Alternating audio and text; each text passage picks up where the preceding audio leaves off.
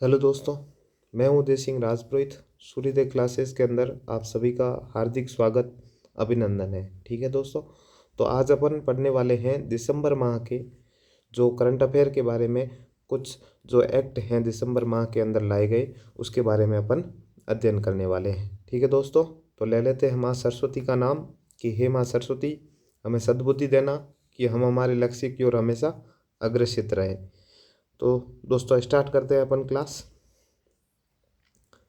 आज जो अपन पढ़ने वाले हैं वो है आपराधिक कानून।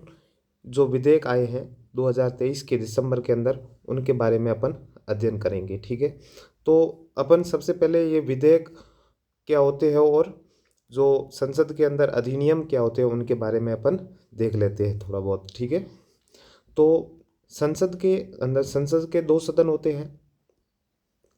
संसद के अंदर दो सदन होते हैं, एक होता है लोकसभा और दूसरा होता है राज्यसभा।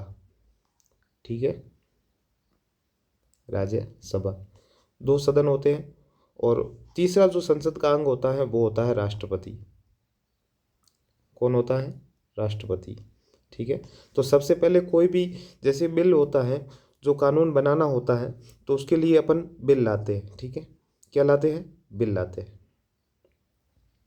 उस बिल को चाहे लोकसभा के अंदर रखो चाहे राज्यसभा के अंदर, कोई मैंडेटरी है नहीं कि पहले इसके अंदर रखना है या उसके अंदर रखना है।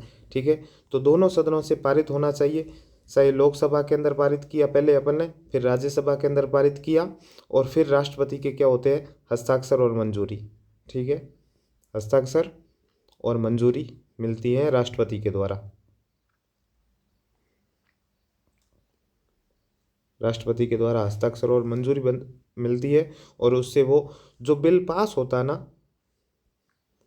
मान लीजिए कोई बिल है वो पास हो गया, वो जो बिल होता है अब वो अधिनियम का रूप ले लेता है। ठीक है, यानी कि कानूनी रूप से उसको मान्यता मिल गई है। अब वो बिल नहीं रहा, अब विधेयक नहीं रहा, अब क्या बन गया है? अधिनियम।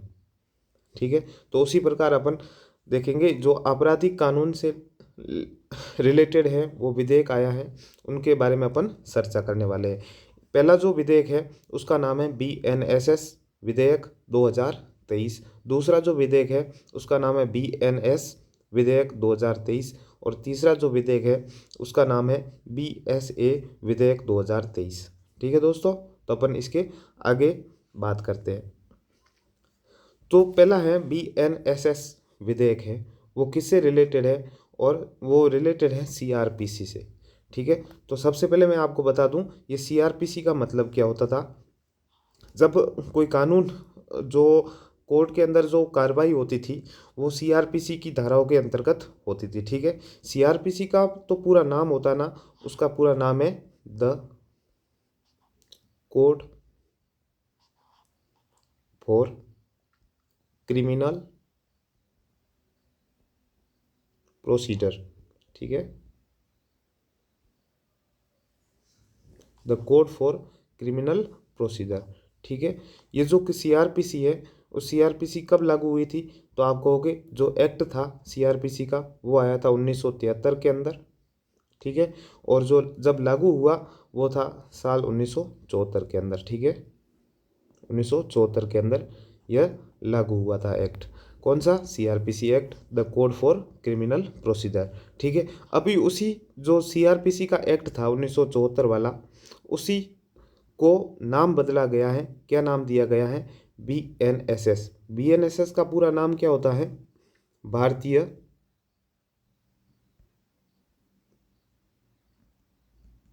भारतीय नागरिक नागरिक सुरक्षा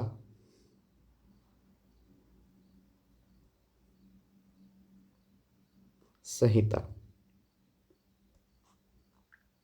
ठीक है, भारतीय नागरिक सुरक्षा संहिता। ठीक है, अब जो ये एक्ट है वो 2023 का है। कुछ नहीं किया गया, जो CRPC का एक्ट था उसका नाम बदला गया। क्या नाम दिया दिया गया? भारतीय नागरिक सुरक्षा संहिता अधिनियम 2023। ठीक है, जो CRPC थी उसके अंदर धाराओं की संख्या कितनी थी? धारा की संख्या कितनी थी CRPC के अंदर? वो थी 484। ठीक है, 484 धाराएं थी CRPC के अंदर।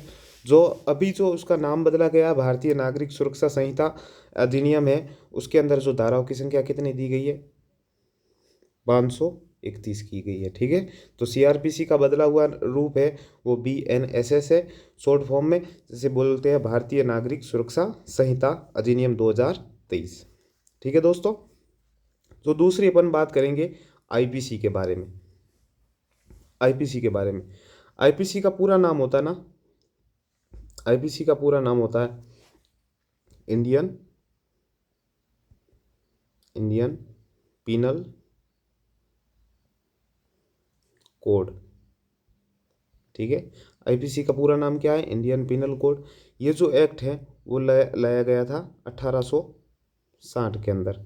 कब लाया गया था, 1860 में। किसके काल में, तो आप कहोगे लॉर्ड कैनिंग के काल में।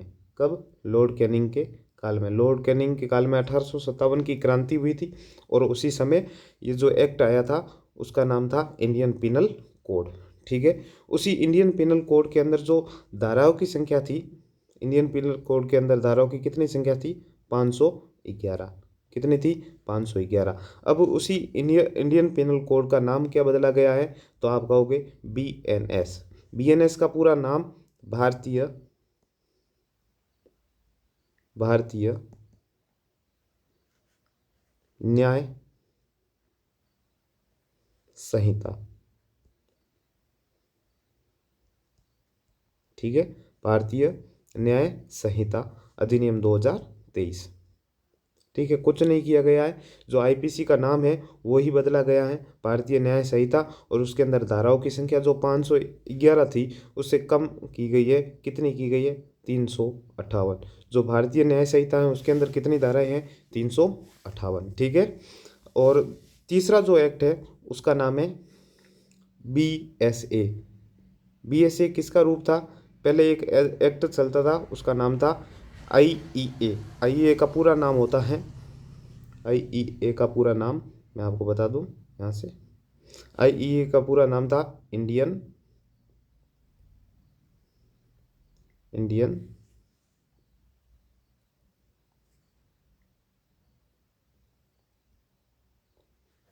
Evidence act. Indian evidence act था। अब उसी इंडियन एविडेंस जो एक्ट था उसका नाम क्या बदला गया है, बीएसए। बीएसए का पूरा नाम क्या होता है, भारतीय भारतीय साक्ष्य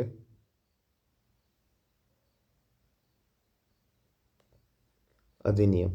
ठीक है, भारतीय साक्ष्य एक्ट है। ठीक है, उसके अंदर धाराएं की संख्या कितनी है, तो आप कहोगे 170 धाराओं की संख्या है। ठीक है, तो जो 3 एक्ट आए हैं उनका क्या क्या नाम है, एक बीएनएसएस 2023, दूसरा है बीएनएस 2023, तीसरा है बीएसए 2023। ठीक है, तो उनके अंदर धाराओं की संख्या आप याद रखोगे 531 है, बीएनएस के अंदर 358 है और बीएसए के अंदर 170 जो धाराएं हैं वो हैं। ठीक है दोस्तों, फिर अपन आगे बढ़ते हैं और जानते हैं क्या चीज़ है। देखना, अब जो ये एक्ट लाए गए, कानून के अंदर बदलाव हुआ है, कुछ धाराओं को कम किया गया है, कुछ धाराओं को बढ़ाया भी गया है।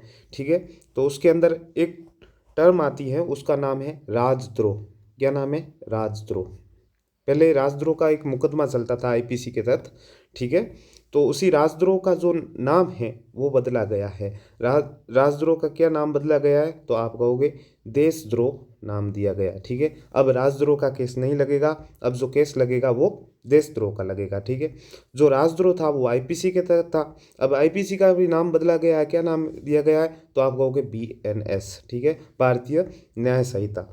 ठीक है, जो राजद्रोह था वो किस धारा के अंदर आता था, जब राजद्रोह का मुकदमा लगता था वो कौन सी धारा के अंदर लगता था, तो आप कहोगे 124A।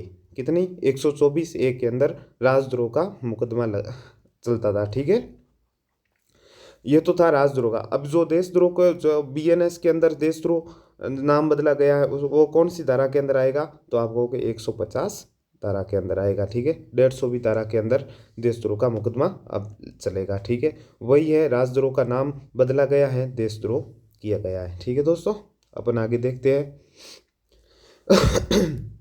और कौन सी है? तो आप बोलोगे बलात्कार। बलात्कार के बारे में क्या है? तो बलात्कार जो है, बलात्कार को अब बीएनएस की धारा कौन सी लगेगी? तो आप कहोगे 70(2) के अंदर। ठीक है, बलात्कार को किसके अंदर बीएनएस की धारा कौन सी है? तो आप कहोगे 70(2). ठीक है, अब बलात्कार के मामले में क्या अमेंडमेंट हुए हैं वो देखते हैं। अगर 18 साल से कम उम्र का 18 साल से कम उम्र की किसी लड़की के साथ आपने बलात्कार किया तो उसके लिए कौन सी सज़ा होगी? तो या तो आजीवन सज़ा है और दूसरी है वो मृत्युदंड। आजीवन से लेकर मृत्युदंड भी दिया जा सकता है। ठीक है, 18 से कम उम्र की छात्रा के लड़की के साथ अगर बलात्कार होता है तो आपको आजीवन और मृत्युदंड भी दिया जा सकता है। ठीक है, दूसरा अपन बात करेंगे जो अमेंडमेंट हुआ है उसके अंदर गैंग रेप के अंदर क्या कहा गया है। अगर गैंग रेप किया गया तो उस गैंग रेप के अंदर 20 साल की सज़ा से लेकर और जिंदा जिंदा मतलब जब तक है जान, ठीक है, जब तक है जान तक आपको सज़ा हो सकती है। ठीक है, जेल हो सकती है, जेल की सज़ा हो सकती है, जेल की सज़ा हो सकती है। कम से कम 20 साल है और 20 साल से लेकर आप जब तक जिंदा हो तब तक आपको जेल में रहना पड़ेगा। और गैंग रेप को अब जो बीएनएस की कौन सी धारा है? तो आप कहोगे 63 और 64 के अंदर गैंग रेप का वर्णन किया गया है। ठीक है दोस्तों, फिर अपन आगे बढ़ते हैं और क्या अमेंडमेंट हुए वो देखते हैं।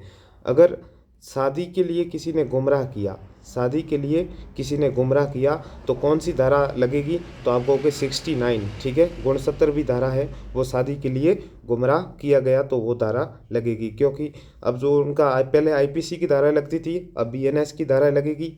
ठीक है, कौन सी धारा है? शादी के लिए गुमराह करोगे तो 69 धारा है। ठीक है, तो क्या सज़ा का प्रावधान किया गया है? 10 साल। 10 साल की आपको सज़ा हो सकती है अगर किसी लड़की को शादी के लिए गुमराह किया गया तो। ठीक है, दूसरी जो टर्म है उसका नाम है मॉब लिंचिंग। मॉब लिंचिंग ये होती है कि किसी व्यक्ति को भीड़ के द्वारा, जो भीड़ इकट्ठा होती है उस भीड़ के द्वारा जो इसके ऊपर चार्ज किया जाता था, यानी कि मार पिटाई वगैरह होती थी भीड़ के द्वारा, किसी सिंगल आदमी पे केस नहीं लगता था। ठीक है, इसलिए भीड़ के द्वारा जब पिटाई की जाती थी तो वो मॉब लिंचिंग कहलाता था। ठीक है, तो अब मॉब लिंचिंग को लेकर कौन सी धारा है? तो आप कहोगे 101वीं धारा। कौन सी धारा? 101वीं 2, 101(2) के अंदर मॉब लिंचिंग का मामला दर्ज किया जाएगा। ठीक है, फिर अपन आगे बात करते हैं। अब जो ये बीएनएस एक तो एक्ट आया था, क्या नाम था? BNSS act. दूसरा था बीएनएस एक्ट। ठीक है, और तीसरा एक्ट था बीएसए एक्ट। बीएसए एक्ट, ये तीनों अधिनियम आए जो दिसंबर 2023 के अंदर थे। ठीक है, फिर 2 और अधिनियम आए, उनके अंदर अमेंडमेंट किया गया। कौन कौन से अधिनियम थे? एक था प्रेस और पत्रिकाओं का पंजीकरण विधेयक। प्रेस और पत्रिकाओं का पंजीकरण विधेयक, ये जो विधेयक था वो कब का था? वो था 1867 का। कब का? 1867 का विधेयक था। क्या नाम था? प्रेस और पत्रिकाओं का पंजीकरण विधेयक। ठीक है, यानी कि जो मीडिया चलता है, आप न्यूज़ देखते होंगे या फिर पत्रिका रोज़ाना पेपर आते होंगे, उससे संबंधित जो पंजीकरण विधेयक था, यानी कि जो प्रेस के और पत्रिकाओं का जब पंजीकरण होता था उसके लिए क्या कानून होते थे उसके बारे में अपने जो विधेयक था वो कौन सा था? 1867 का था। ठीक है, अभी उसका अमेंडमेंट किया गया है, कुछ संशोधन किए गए हैं। वो कब किए गए हैं? 2023 के अंदर। ठीक है, तो अभी जो संशोधित विधेयक है वो कौन सा है? 2023 का। किसका? प्रेस और पत्रिकाओं का। ठीक है, जो दूसरा संशोधन हुआ है वो हुआ है टेलीकॉम विधेयक 2023। ये क्या होता है टेलीकॉम विधेयक? ये 3 एक्ट को मिलाकर एक सिंगल एक्ट बना दिया गया है। कौन कौन से 3 एक्ट थे? पहला था टेलीग्राफ एक्ट। टेलीग्राफ एक्ट कब का था? तो आप कहोगे 1885 का। कब का था? 1885 का। कौन सा एक्ट था? टेलीग्राफ एक्ट था। दूसरा जो एक्ट था उसका नाम था इंडियन वायरलेस टेलीग्राफ एक्ट। ठीक है, इंडियन वायरलेस टेलीग्राफ एक्ट, ये कब का था? 1933 का था। ठीक है, 1933 का। जो तीसरा एक्ट था उसका नाम था टेलीग्राफ वायर्स एक्ट, ये कब का था? 1950 का। ठीक है, इन तीनों एक्ट को मिलाकर कौन सा एक्ट बना दिया गया? तो आप कहोगे टेलीकॉम विधेयक। जो टेलीकॉम एक्ट है वो बनाया गया है। कब है? 2023 के अंदर। ठीक है दोस्तों, तो ये अपन ने आज पढ़े कौन कौन से एक्ट पढ़े। तो BNSS एक्ट पढ़ा, BNS एक्ट पढ़ा, फिर BSA एक्ट पढ़ा, फिर प्रेस और पत्रिकाओं का पंजीकरण विधेयक के बारे में पढ़ा, और फिर पढ़ा टेलीकॉम विधेयक के बारे में। ठीक है दोस्तों, अब मैं आपसे एक क्वेश्चन पूछूंगा, वो कौन सा क्वेश्चन है तो आप देखना।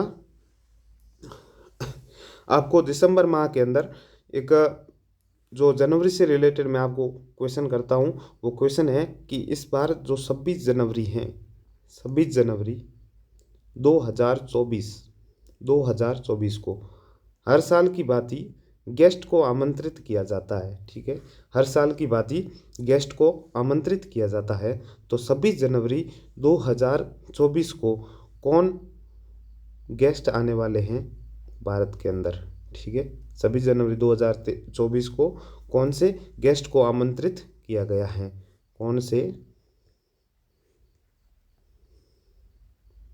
गेस्ट को आमंत्रित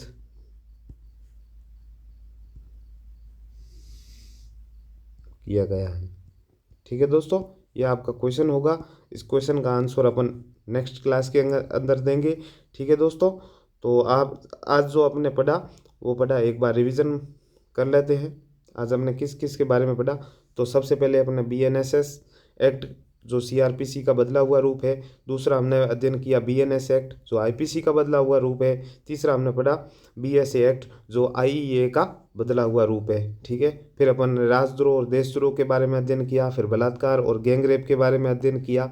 तीसरा जो शादी के लिए जब किसी को गुमराह किया जाता है उसका अध्ययन किया, फिर मॉब लिंचिंग का अध्ययन किया, फिर प्रेस और पत्रिका और जो टेलीकॉम विधेयक है उनके बारे में अध्ययन किया। ठीक है दोस्तों, तो अपन मिलते हैं नेक्स्ट क्लास के अंदर। और अगर आपको क्लास अच्छी लगी है तो लाइक सब्सक्राइब करते रहिएगा, और भी आपको करंट से रिलेटेड दूसरे सब्जेक्ट से रिलेटेड आपको वीडियो आते रहेंगे। ठीक है दोस्तों, तो मिलते हैं अपन नेक्स्ट क्लास के अंदर। तब तक जय हिंद, जय भारत, वंदे मातरम।